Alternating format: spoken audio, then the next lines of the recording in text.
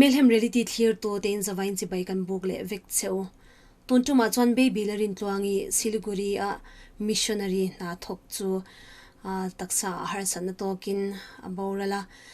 Siliguri tangin Mizorama arwang ron phur honi in an khwa William Anita Bawngkawn branch wai melam shwai to te biak pokan tumanga hemi baka hian an chungte biak pokan tum don bokani. Wash your hands with soap and water frequently and thoroughly. In case of cough, fever, or difficulty in breathing, Hello. Bawngkawn branch wai me secretary Lalber Chandamaniam heta melhem reality tangin ibiak lok manem biak lok mane baby chungchanga eng mo hanzo che kan han du'a oni zan khanin sinot book room ko ta khanin amwana tekha nei tekha ani a khami chungchang vel khamin han chil theyam tin ruam man an siam dan tu ten nge ruam man han siama wai melam te in che em ti tekha kan han shedu dewa ani pacho ne nula baby Lalrintluangi ruang hone an sinot lamkal tlangin Bawngkawn president ko khalin ruam man na an siama sinot bukurong ko ta nei nilin gulriap te siamin eng kim ngai zong ko khatla milan poi puya alo kom te maya ti rol hian ke ni we me lampo nula baby Boral tu le kan venga a tha da hun toi pan na ni do ti kan se le ti nge kan ti veng ti ngai tuin kan en rol ko ve hala maro tu sinot lam kai foi da eng kim kal turan ni wangin we me ang chuan alian thama han che vel na ero kan nei ta che lawa maro chu ka ti chung hian Imani branch committee te le section 22 te kal thale maya information point ma pe company lawa tiang chu dia in ral na te hi endula baby dan hian sumpai pangpa le buanin kan lo tuam be ni intiro pui hle mai ni zan khanin mishing antam ti te hei tu lai pe chon lockdown ani chung khan mishing anpung hnem di te kha kan lo sha dan ani ta engting em program in mandan tlang pui ne tunai lockdown lai ni ya information te support ti po ani lem lo wa ti chung chuan ni zo rang khanin ridai mi pui kal tha rin ni jang khan da ko chho ve la tang kha chuan ela ya ko kan lo ve deu nul to ni chu chu ni chu ti ro chuanin aron arwang anon po chho de la ma hian kun sang sang a mi do rang ko sang sang a te an lo phuak je la an ro khop me ya kan lo be sei a in ki ti te ang an ron theng tai deu thata zan lai da som pa hi der set bor vela an ron thenga chuan hela ya program te kan mang zum zunga sinot bukurong ko ta hian program man dia ta hian chairman aya pastor RC lo hak lela Bawngkawn pastor bial kong tu ania in so hi reverend Kedarin Moya executive secretary in charge sinot episode fili enula baby tan chit tele te gang tu poi mo athana tu chang chi an soila te kha ania chumi zola ma tuan thada tilpe khanda an ya hela thada tilpe khan tu ten tam ku maya elai Bawngkawn reng tu atanga rala tilpe la tu te ti lo pe chu alom to bin ania achia chu po sia chu sen po ni lawa Bawngkawn ron thlen china hian kan fet te ya chuan mi ra somli pakhat ne tangin noi chong jet lo ting khom pat wa chu tiang chu ani a chuan ja som pakhat ani lo dar khat le ni som pakha kan an kwa bo plang panin an chuak ani tin aron zui tu mi paruk te po hi rei bak lo an chol hal dam tua an ho phale hal ani ani chu ti chuanin mizo tlom ngai na le zo nun je moi hi kan lavong nungin isha em ni zan in han hua te le enge Bawngkawn veng chunga te khotlanga te ni poi mo khop mai na ko ga yan mizo te kan da sang ko bin ka ria ko be chang kang je la ko mai na ka tiam ta ni te kan ti china aro chu ahun tak kan tlok mai te kan la bong dung thaleng ka ria ti pu wangin kun sang sang ten ma ni rama te anon ho pho ma kan lo in don son dan theng mai yan alo momin tu mai ti input di kom lo a dan che so pai te ro pi ka se ta helai ke mani ven chung di ka po tlok mai na hi chu kan la bong dung thavia win kan ria lo tlok mai na ti bong dung je lang ku i kan soi tu ni ka zolo che enge mohan soi du te nem hei afia tangin pui wangin lockdown kal pui mek ania veng chu ka te po helai kan bin pu chung cha ka information po pek ngam ani lawa eti chung hian hotlang thuai tu te ne na po kun sang sang atangin ron bua tum ron tel verem don le don lo mi ron zo an chanem le maya san dan thiam po a har le te lo jo na mu na hian bi po bi se ya in an chanema amaro chu mi pui te thu kan lo hoi le maya sarkari na mi pui te min pe se dan aro man na se mangin bai kom na te ne tim pur takin social distancing chataka wong chung kan chetlanga alo mom le in ka ria chuan atop nan zo na thlang hun sang sang a he kan han dar ve ta mizo te ani ne da hian soidu ineem cha du ineem ne zo no thak thang te yan khovel kan da kim ta le me ya se pui lo le nga tang te hian I tu nam na thazo po chuang ai tu mi la koi hu la po mi la mizo te hi in panga ya in ngai sak ton ko nga tu na ya na sale zula tan la ikan mamu le kan fe a tunai chu kan soi tel wa tin away be zona tan pui ngai te tan pui tu kan ni angin kan thil ti kong ang kima bidang te tan pui tu bidang te ta na mal so na ni itum zelang ti hi kan soi tel ve le sam do ni ole wa bera kan zona te min chan saka I hun thatak min pe ka wangin I chunga lom thu kan soe ke po kan lom tu ka ole ani tuna kan bia kha Bawngkawn branch wai me secretary lalber chandamani chuan pakhati kan han belenga biak lala pautu ani hi baby te chung khatani baby chanchin te po aka changin shat kan tum don ani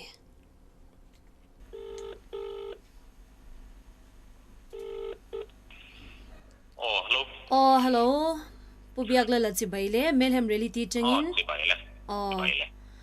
kan lo belo kang che baby chung changa khan baby tenen khan ingting nge in relation khamin shil them masain baby hi kani fanu ani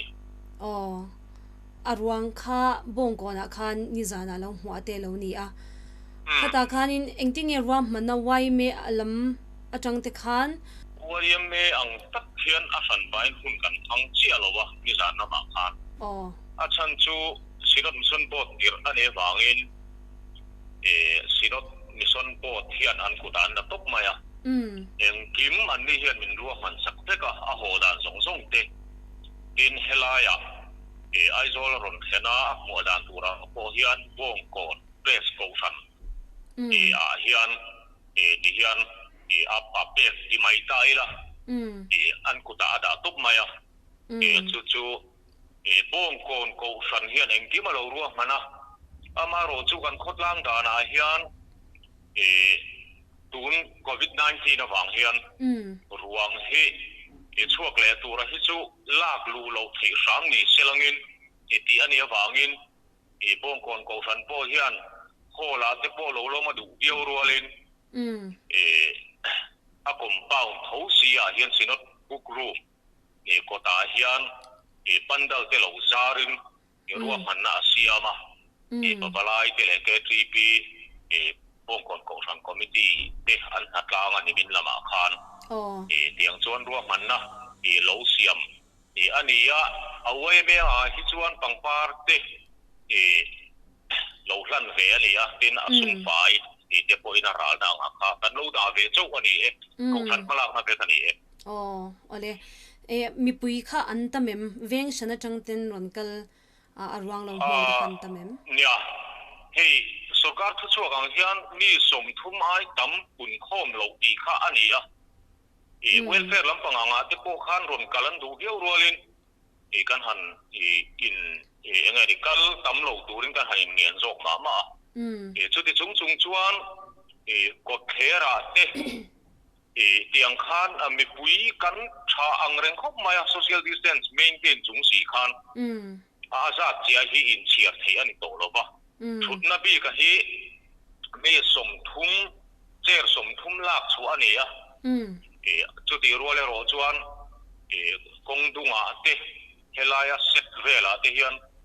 arem ang angin ti kha kan in jar phara kan tha nem khop mai ti chuan baby ruang kha tu nge ron zuya missionary pui te khan ron kal ni te khan kan han sia a min shil them ni an missionary pui te hian an ron zuya mi pali iran ron zuya helai aizol khen hin ron khen puya driver pati kha an ron tel bok ya chu tiang chuan tin bung ruwa he khulaya kalkong laka te an missionary pui te le kan mi zo te na ma hi an laina ta bang par le lo ve la kha an ron purtel nuala ya wang khan sidot po hian motor san hi asu dir ha ni in kan ria chu tiang chuan baby hi joy moi na hadong na sakhop maya chu aron tha tu te ro hi chu state in karan ya wang hian ngeri heda aizola tang hian rei loten ha chola ti chuan Siliguri lama khan atlet khalita ni tu binjing ani chu ti chuan ini fanu alo ni ta a baby chanchin ishat angte min shil them nia soi tu chu atama chu ti role ro chu kho mun chi kan ni lo wang hian thil tam ta ro chu ba fachi alo ba tuna hian kum som ni pariat ani apiat ko ma hi sang ko som ko pathum ani khilama Bawngkawn lekha asira high school hi no la phai government high school tang in a past ni ka ria chuan aizola ron chukla in plus 2 sir zova chuan pathian thu te an zir ve ama hi lelama chuan pathian lama tui mi sim hi ni lam mi tin chung ko thilma ni se apu hi anu lama po hian apu hi khilaya chuan sino tok kan ti ang chi ko san sino thu chuak ka ni chuan pathian thu ka pom chi kan ti ang nga ko san da poi mo ru chi hi ni be sima pu se na ni kan ti maya tin apa te lama hi na pu hi ko san upa ni sim boka chu ti ang chu an ni tin i tha tu te chang sim hian trong phiat lo dong chi ang chi te tharau mi kan tiang hi ani be sima ama sima po hi nia aphak to ka hi chuan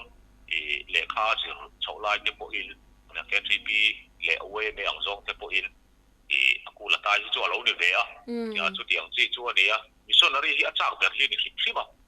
chung ko kan har sat deu wang hian fa ting turang kan ngai lekha han thiam ti la ni me ke khan pass te ani wang hian chung koril ruwa hi chuan missionary lo po ni se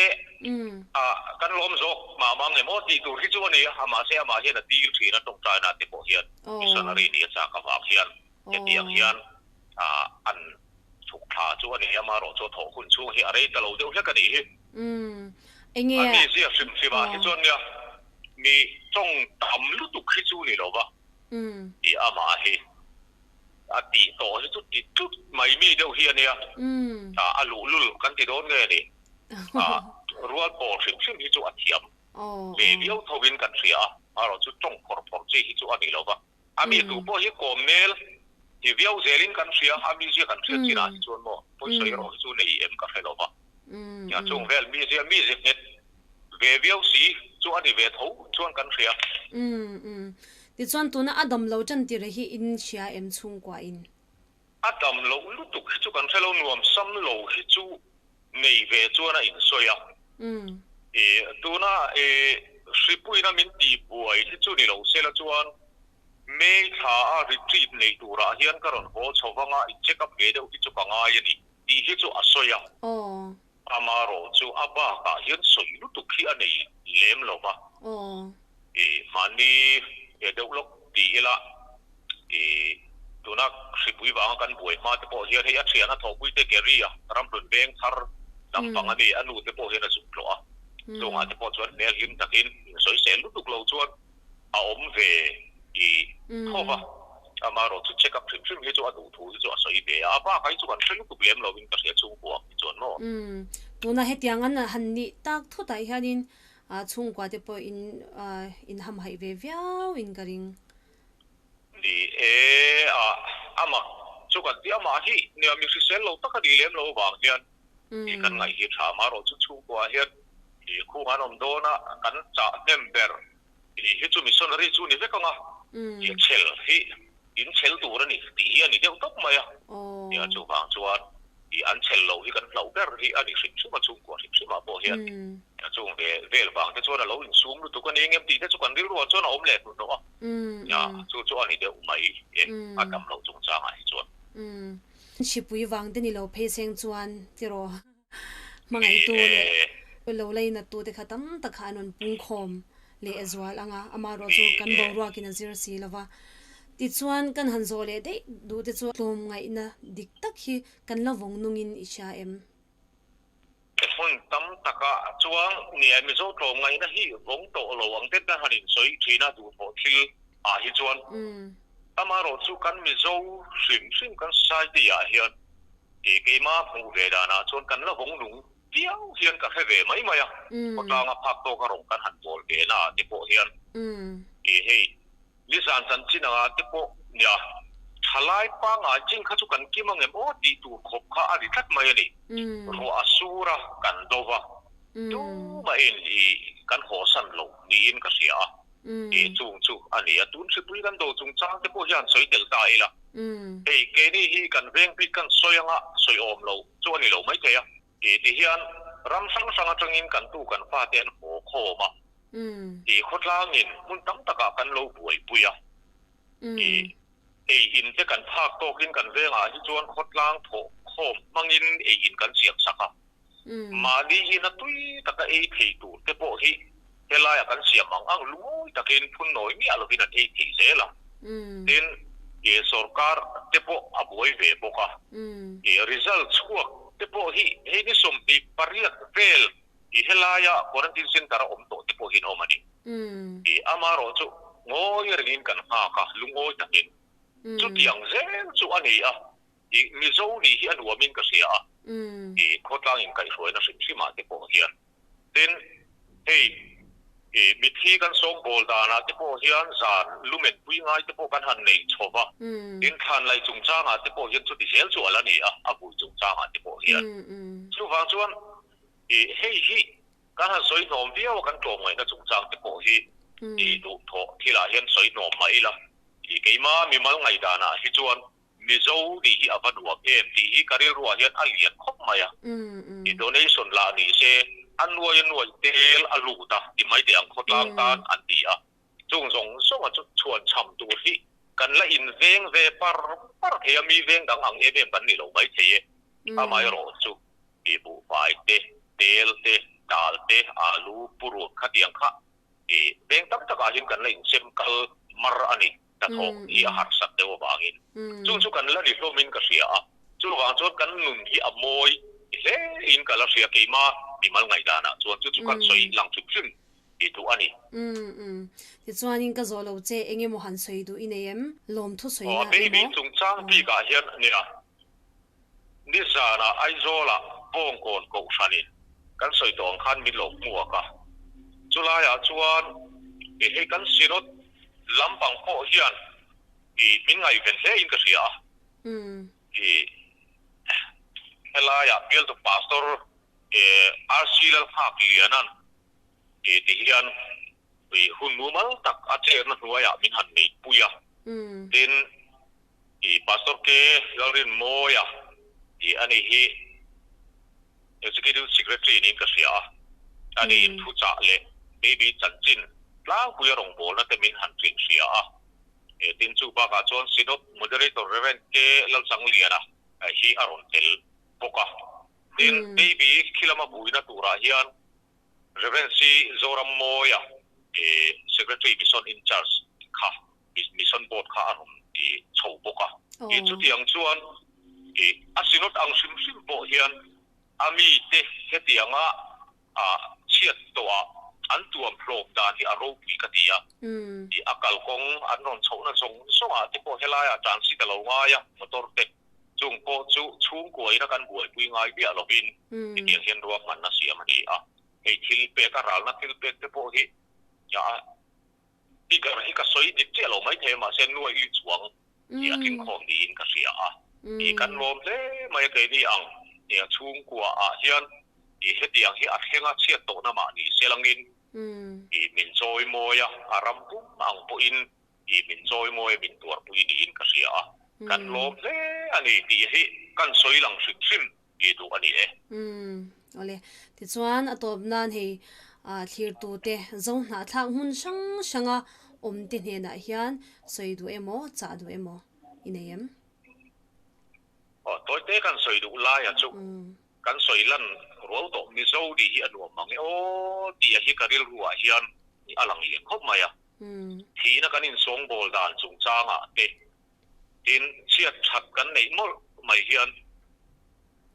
kan thenom khoveng ke tram tu man kan en ngam lo ni mi zo wa hi chuan kharsan na kan nei ti chuan kan la in pe zon zel thila hi aro pi ka ti heng zong zong hi mi zo kan ni na le Christian na kan Christian nei na kentel ani hei chom nung zel thei ni ila mi zo ni hi asa pui ong ngai lo wang ti hi karil ruwa hian alian khop maya hei hi kan mi zo society hian ben zel sela kan tlom ngai na te kan thenom khobeng kan in ngai ben na hi chia than to me u ki chon avalo lu ila hi ka soi du chumi bong nung zel du chuan mun sang mi zo ho te lung rual takini pen zelila tin ngai ben zela utia hi kan soi du ani kan o ne ole pubiak lala hun chamin pe kan zon te chata kamin chan saka wangin ichunga lom thu kan soye ole ani Tilai pula hiang tu thot ho te kan sinop pui pa te kan pastor minister te bi le to ni wang tilai kan lo po ka kan missionary ron sui tu te to takin tilai pun ni bom thena kan lo le mai chu ma lo thu kan soi ni hiang kan ko hi motor pakhata anan ba fel chuan tilai kan function te kam chom zui ngal don ani Krista Sartra maybe Lalrintluangi Helaya Bawngkawn ani an motorin thak turani te hiat khan kan Helaya mona program siam ni se tia ti chuan Helaya kan sinap suai tu ten in bein ar kana ti lovin Helaya hian ti khom pek mai mon tia tiang chan chani na Helaya hiam amona hi kan sinap tam nen tia hian a khomin kan itani ti kha kan tar lang masadu ani hetiam hi kan hun man dan tu tlang pui ni sela pathian thu ka chiaranga ka chia zo hen ka tong trayanga ka tong trai zo hian thu sei turin reverend ke lorin moya executive secretary sinam in charge sinam mission board kan so manga anin thu sei zo hian Thlahna khilpe khlan anianga chuta chuan upa dang thang liana chairman rang thar committee Bawngkawn anianga Bawngkawn ko than mechia KTP Bawngkawn branch Bawngkawn ko than pavlai pol baka PBS sang ni som paru abets puite tin Cambodia missionary ayo kan so mga Bawngkawn branch MHEP tin North Vanlai Phai Welfare Committee tin chumidot le chuan jiwnis tin ome family Mizoram team ani anga chumi zo chuan ko sang le mi mal le pol tena กันคิลเปกให้ลายกันกขันเสียตูเตนะอันเราต้องข้อมาฮีกันกขันเสียตูอุปเจลขมวอุปเจลขมวนั้นอาจารย์เดียร์พวงงะที่ชวนส่งกันคิลเปกให้มีบ่งกงบุคคลนั้นกันคิลเปกส่งให้Synod Mission Board Secretary Reverend Zoram Moyan atong khekanga tichunani hi khilaya hanjui choba vuitu turani khilaya chung ko nena ani hian ahlan thungdo nani chu mizo chuan kan Synod Moderator Reverend Alal Changliana ani hi tongtaya mal somna helai kan hun min tri turin kan somanga Cumin hoa cuan akal tu ten kalang atiang cuan helai kan hutman hi kan tu tau do ani.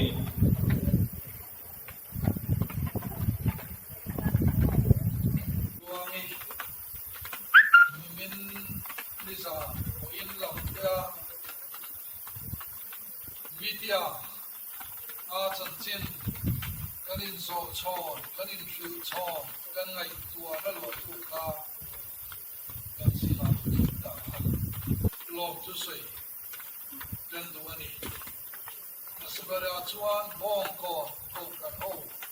arwam man da siam hi mission board le Mizoram Presbyterian ko kan Synod Bawngkawn ko kan chunga kan lom tak sitani ei tu na kan om na mun an ruam man da te per na lo siam da te hi tui ale a me ne den lo bua ka en kim Synod ai o in antifel mai hi along kan bati em Mizoram Sarkar chunga kan lo mai tiang kong min hon sakha amaro chu chu pa choi tel tu kan nei ero chu Sarkar in chu leng la kam tu te kan him na tura ro man na siam zaina hian kan missionary tak baby aba a zo lei ei lo ba ama tha tu ro te Padiza kan hi Sarkar le task force komin hon tu de min lai ka tu lai ka na ne na ni zaina hian Synod officers de kal te tu ra chu kan kim de maya tin kan minister le Synod department ho tu de benso sana tonin kanon khom ko Synod office top to staff en mosa ne dan ko kim pio mai sa tiang ko kin ben sang sang kan upa ben ha tak ko kan AG pi khoi tu le ko kan mei chia kan khai pa li lom te ko kan sang sang cha no lang hom hi Synod le kan missionary baby Lalrintluangi nei tu kan mei sia kan sun zela tir ani awangin kan lom kan sitani trip anan khaya anti thega tam lo wang CT scan ti te ngaya Siliguri ya Synod Mission Board in Synod in referral hospital kan lo di be mai chin North Bengal hospital waya ulai jai gaon le Siliguri ya mizoten ako kan le mo ngai tu ana ko mo in ti ma to in an chang tang ti kan sia tian a khamuan khap kan ti ya kan rong bor kui kan nau awanga kan thuma ba thulowa boy hun le thale sum sen rong som de chuma kan lom tak se tani then zaigao mizo fellowship DBZ missionary te bato so boy pui tu zinami anni a Siliguri atanga gawati paranon ta chua ko zaigao lama lo boy puin trong trai la tene timpe ne ang lo dong di kan sian chua kan lom tak seta then North Bengal Baptist Mission Director Reverend Lalrintluangi Missionary leito chan chan takin kong laka eitu telo pe in hei aron zui tu kan missionary kan chian nakte kong lakan mamok tu tin pocket money tene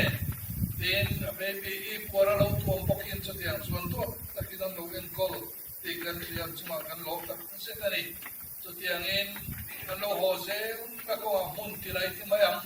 gawati ate para pali ten kalai na te ben hade uso karim kan sachang porom pan kain badar pura te silchar mission compound na te tilpek le lombo azela silchar ron sposan lua po elai le silchar in kar kongkang dunga ko kan ho tele ran thar committee te tilpek le do sak na ne wala lo tuam zelin elai mun no khetira kan fai in kan so tangani ti chiang le bai ka na lo mai na lo lak ti tu le som som chunga sino in long tu kan so yani in soi tu tam ta ka thea kan ba ka kan soi tu dan por cho ma ro chu khai kho ta mai la e kan rong bol pui nula baby Lalrintluangi suna tuara tilper ne hun le tha ne in sen zong te riru nai tu na le mi dang ne ra chan chin se chong ti ra in mang song te chunga sino tin long tu kan soyani zaina hian kan maba konga po son real ria ta te sial su ka te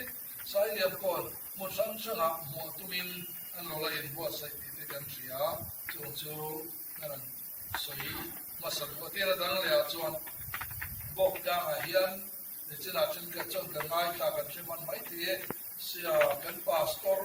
normal life pai dam doi ben dia pastor tele Bawngkawn ko kan committee den anan ngai tua hiang huna hian missionary den ti hian an tuang khet na huna ko kan te dei tu an nia wangin pastor hobin na muilate an rel thina ani chungcha ko hian rela phone in pastor in ela mor phone mission board na matai nam ka ti chuan in vui turin kan ti he an non ti a enin chatiang in pe chuan lo takin ani take kan tia mo tu sui chungin kan lo kong mai china zui kan tung lima zui turin sinot office lo matangin mission board secretary le mission board vika staff te kalanga baby Lalrintluangi kumsang ni le song pasari November khan silok service board in missionary turin ala missionary station tan sangami ten procham an tia ahuwa wa thukila fechwa an nei tina chungan fechwa na tangaring thar an nei panga to na basra ring thar panga te ba wop khoma chanchin chashu beya an ni te chuan ko khandin tu rin ani hi filo tu ten tin ka an ti an cheda wangin anan tira sani som pakwa April atang khan basra hian ta kani chuta chonri tu ring thar pangalo omsa tene jalan hamla adivasi tong asira no pangte khoma chotia pu takle chamon mai ta ka thorin ba chon sa so kali kum sa le kan hemo chung hian ring thar pakya paktis mat sang vela in lockdown alo ni khan dia tu pastor in ani hiya onna kilsia singna te po nei manglo cha om mania chuti amuk ju kho tak zaigaon nera inkara po lui dai kai ngai te lia tile ti chun mo ka chung kong te ani ngai ko chuan lockdown na ma mia om tarin mai ngai ko kha ni tu te po ro ta chamone lo phai lo phi mai lo se ti in pastor ko in zaigaon lama chuai ho ko ho tuma amai ro chuan ni chuan adivasi chung ko khat le nepali chung ko khat ring to ni tua an singaron tel tui ve chan an oma kal san te anom dalam mai to ba asahim dalam mai to ba lali suata thok chuak ani sia bu phal hom tu azon bela chumia ba chun no mapan te apan san alo il secretary tene ni kom to lama po khan aw na he kil khor mai mi chimal na zon kong kaling lai tuang tien bil tu pastor te pon siliguri lama te porson mai turin na soya aran pero na ani sa khomai kakalong khomai ma na tamen mai min son ni do ni kon kong in chau tali chu min long din ra pro ati ma yak son kam chu tian mi ro chu e gi ka chuang a chan chena soi tu tam ta ka mana in mi fel ti anga tang hiat ani lo mai te ya abel le mai mi fel lo da ro chu soi be nai kha arong bo pui da re ni to pui ro an ai missionary te pali ya chan chin soi do se soi tu la dai pe ka in ulai sai ga le a che pe la ko kan Baptist Church Missionary tele ko kan dang missionary te din para church TV sen missionary tele ko ko nge effect nai aram mi ring tu ko kan dang mi tele ko nge effect nai mi ani awang in mi ko ko ma relations siap tu chani ka a trong kam lo le mo kan ti lain chu tiang mi chu alo ni ka din aram mi adiwasi tele ne pa ti tele kai na ai ma dang lo ano ko na changa giải cao na làm một lần phải khác không yên khác phải chỉ thế họ để họ có là chụp cái thằng thì là có một pháo bằng lưới cái mà những cái tuổi đầu thì mà cái anh buổi sáng sau trước tiên không bảo mà ngày tu mà ngày xem thế mà là mà ngày bảo mà ngày lên nó sáng sẽ thế làm gì trong cái này của chúng ta baby cần bị để cái làm phụ trợ ani a ko ran ho ti na ka tu ina ka bola ti na ko ya ya ko ka chen ton ka ko lockdown chu in en ko ho te foi ti a lu te da te chobe a sen kual ka chu ti na ti da da na in se so pa ani a ko kan ko be tu ani mun ko so ka a kan ro pa ti ta na ngam zau se chiang le a ho tu te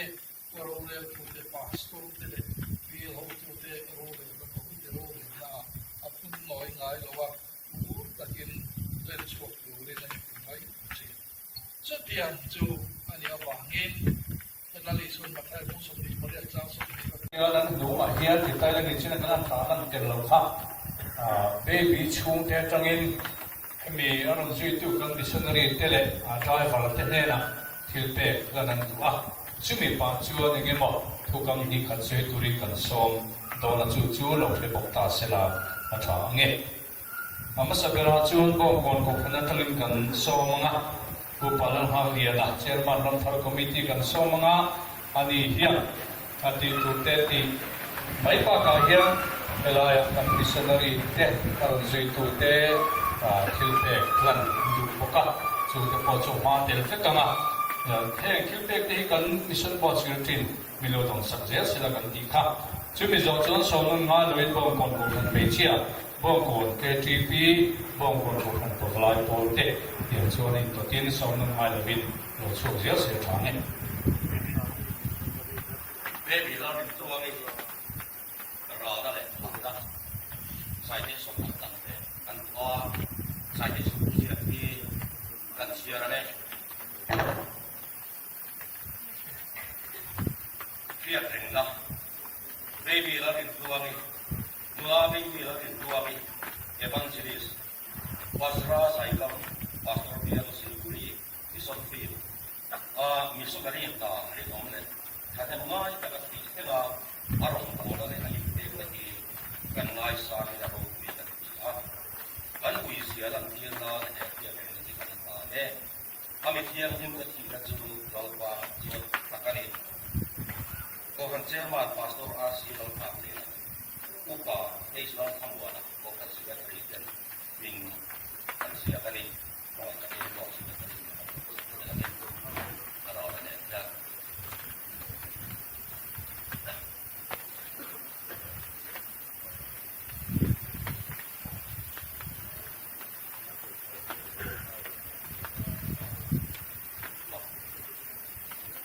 missionary te hijo kan mari nhưng cần là bằng ai nhưng cần là chuyện tất cả và đi hỏi các điểm lòng chân tâm mấy thứ là drive bằng cái điện drive bằng cái nó đi tuân một con là toàn mấy là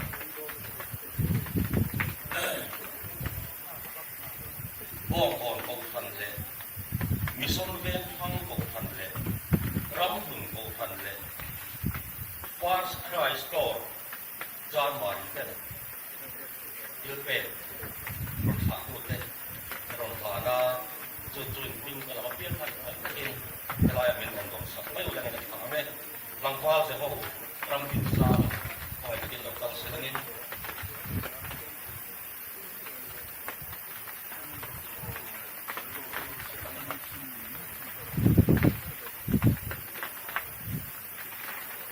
ดูแลเรื่องสร้างคุยสมเด็จ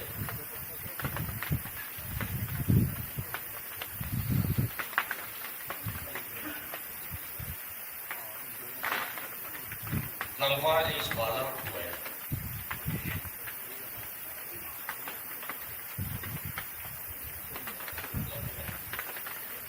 Tin hela hian zat ko kanin an pali ko ai sian tu ai thar ai ma ki lo wangin an ai o hian langfar geri Lawrence chana hian adom kela ka zun ma dia to siam mai don dia langfar geri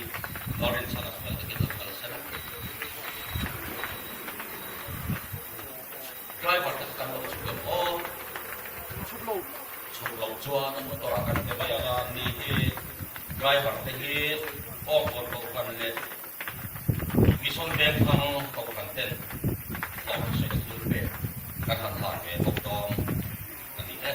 ทางทางอันนี้มันจริงๆแต่เส้นที่เวทีทูกันเฟียดข้างกันไล่นะตากันคอยกันเส้นจังจริงกันเฟียดข้างแต่หลังตอนปัจจุบันเอาไปทำเลยไปที่เต็นมาเสียน้ำมันก็เกี่ยวกับสิ่งอาศัยตั้งแต่การรับผลเกี่ยวกับสิ่งเวลาคุณเห็นดวงตะกี้นี่เราช่วยเท่าลองดูกันเสียลัลปะอารมณ์บริสุทธิ์ก็เป็นง่ายเลยไม่ยังนั่งมาอีกคำว่าในเรื่องตัวเรียนกันดีสักอามุนโรคแต่โปงอขัดตัวอีเปกันดีสักแต่ส่วนองน้ำมันจังอาเฮลัยมันนั่งรนปันนาโปนังมาอาร์สันนอบลวินิฟัวยาให้ยรงบอลคุยเชียนแต่โปใจบาร์เตเนี่ยคงตัวนี้เรื่องฟัวยาไว้นั่นเตะตัวสวลเตะอมลงมาเฮลัยมันหิมตะกะดวงตะเกียรช่วยแค่ละบางเป็นหลงทุกันสวยให้ตัวหุ่นแค่น่ะมีเหตุการณ์หลายไหมอารวงหลงพวกตู้กองทันโฮมินเตกับวังพอเห็นลงทุกันคือละเจอันเก่าเซลในตัวนังมันช่วยละสันนาฮิอันลลปะอันเก่ากองตีตัวนสักละอันอินหิมตะเลตวงตะกะยี่ขวยเข็มตูรีนันอินปันนานโฮกงะอันเก่ากงะคงไอตะกินข้าวเที่ยงให้มินช่วยอย่างเจอินเรนักันรู้ต้องใจสักตัวอังคารนักดูให้อาวุยคนน่ะนั่งมาคาราวเที่ยงมีนมปุยละอาวุยตูเรเวนจูรัมโมยโอคาราวเที่ยงมีนมปุยละเฮวุยนโคมเตหิลินตะกะนุงตะกะอันมันเทนตูรินคาราวเที่ยงมีกายตัวยินอมปุยังเซเฮลายมุนตะกันจินดังนัวโปกันเดนโลอมละยมินมังไงนั่นเลยไม่คงไงนะกันโดนซองส่งไอเฮียนลงทุกันกุเจียนั่งอินจอยมอยนะรูฟุยนะจังเจดูนะเฮียนข้างเราไปสัวคริสตาคงไงนั่นเตปาปะเทียนมังไงนั่นเตข้าเราเที่ยงหิมโพนั่นเลยรวยนะอมปุยนะตัวอมตักจูเบบีนะกัลสันตาโกฟันโฮเตอาชุมเตจงส่งจูดูนะเลยจะตัวนี้ลงเลยต้องเซอาเมน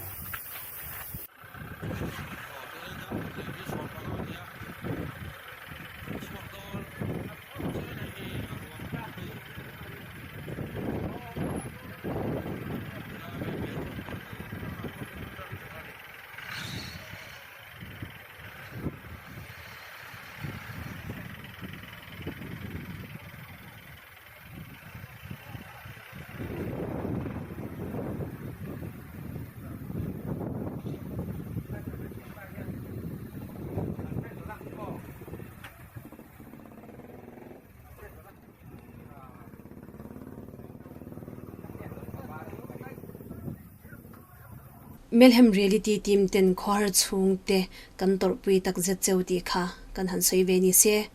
oli tun tum kan program atan chuan kan du tok le photanga melhem reality thlir tu zong zong te in zawain mangcha choi tui vek ule